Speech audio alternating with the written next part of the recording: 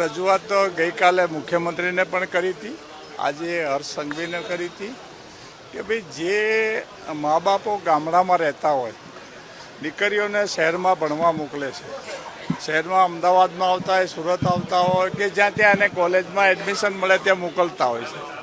પછી ઘણા જે રોમિયો ફરતા હોય છે આચા ખોટા, જે ખરેખર પોતે પોતાના ધંધોય ન કરતા હોય, કાં તો માગીને ગાડી લઈને ફરતા હોય, અને આ દીકરીઓને ફસાવી અને જે લગ્ન કરે છે ભગાડીને, એના અનુસંધાનમાં અમે સરકારમાં રજૂઆત કરી. ગઈકાલે મુખ્યમંત્રી ભૂપેન્દ્રભાઈને કરી છે અને આજે ગૃહમંત્રી સાહેબને અને ડેપ્યુટી સીએમને પણ રજૂઆત કરી કે ભાઈ આ મા બાપની સંમતિ લેવી જરૂરી છે. કોઈ પણ દીકરી, જ્યારે દીકરી 20 વર્ષ 25 વર્ષ એને પાળીને મોટી કરી હોય અને પછી ગમે ત્યાં ભાગી જાય અને પછી જ્યારે પોલીસમાં ફરિયાદ થાય, પોલીસમાં મળવાનું થાય કે હું ઓળખતી નથી, આવા પ્રસંગો બનતા હોય છે.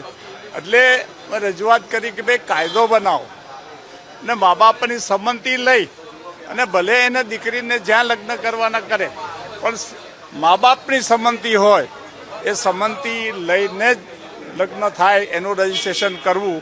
એવું અગાઉ પણ સમાજે રજૂઆત કરી હતી, અમે પણ રજૂઆત કરી છે, અગાઉ અમે પણ કરી હતી અને હવે પણ કરી છે કે ભાઈ કાયદો આ વખતની વિધાનસભામાં જ બને એવું અમે ઈચ્છા રાખીએ છીએ. એમાં પોઝિટિવ મુખ્યમંત્રીએ પણ પોઝિટિવ કીધું છે અને ગૃહમંત્રીએ પણ પોઝિટિવ કીધું છે કે આમાં કાયદો બનાવશું.